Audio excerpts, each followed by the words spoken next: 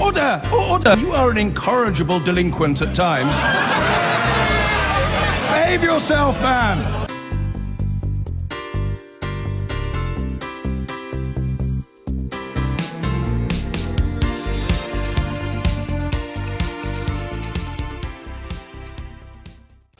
Now, by contrast to those thousands of arrests in Lahore, the only person charged with involvement in the terror attacks in Brussels has now been released for lack of evidence.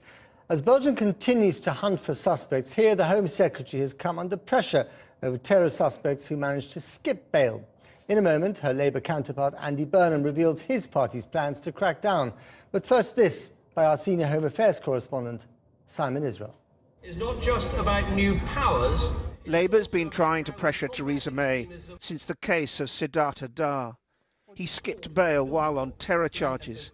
He'd been given a week to surrender his passport. Instead, he fled the country with his wife and 4 children, first by coach to France, then on to Syria.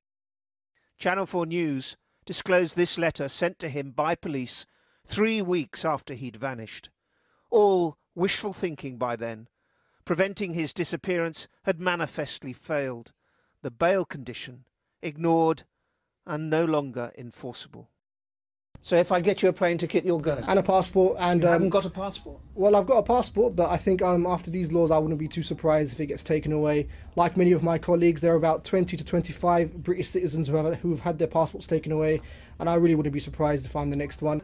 Ironic, maybe with hindsight, but his escape exposed loopholes in enforcing bail conditions on those still under investigation but not charged.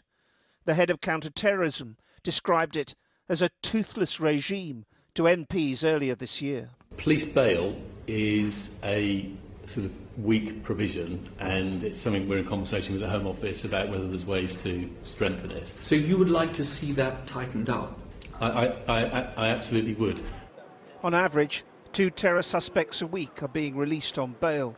Labour wants to turn breach of bail into a criminal offence, punishable by prison.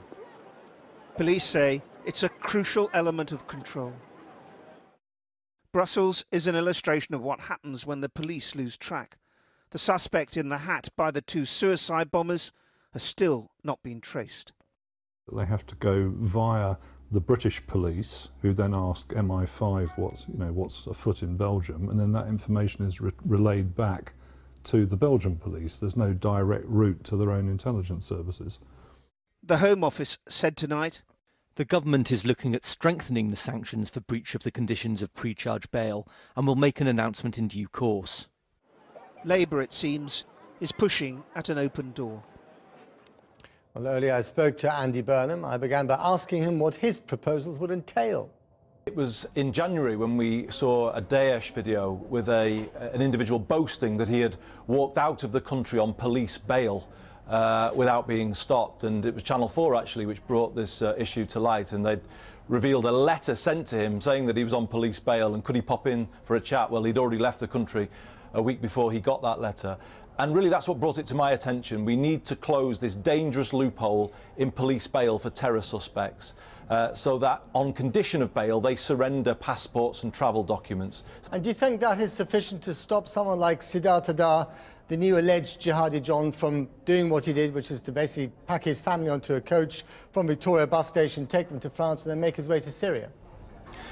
Absolutely. A condition of bail punishable by prison, that people must surrender travel documents if they are suspected of terrorism-related activities. The second problem here, of course, was that Mr Dar went out through Dover, and I feel the sea border is the weak link in the border. One of the Brussels suspected attackers, was able to travel freely to the UK because he was an EU citizen. He was a citizen of Belgium, therefore he had full travel rights into Britain. Now, that is a problem, isn't it? There is a system called the Schengen Information System, which allows countries to pool their watch list information so that individuals who we should be monitoring can be monitored across Europe. But and it is a myth. It's a myth put around by the Leave campaign that there is no control at our borders. The public, after Paris and after Brussels, is no longer convinced. And they have a reason to be sceptical, don't they?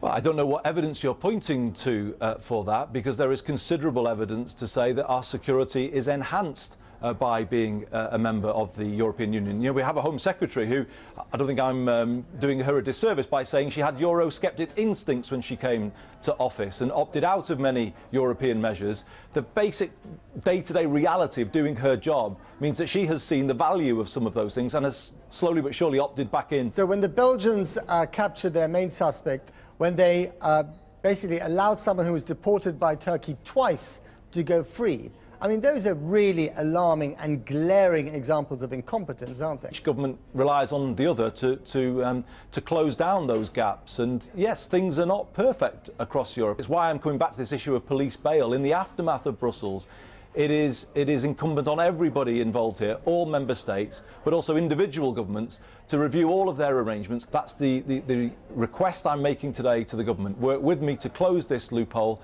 so that people cannot in future walk out of the country even though they are suspected of terrorism-related activity.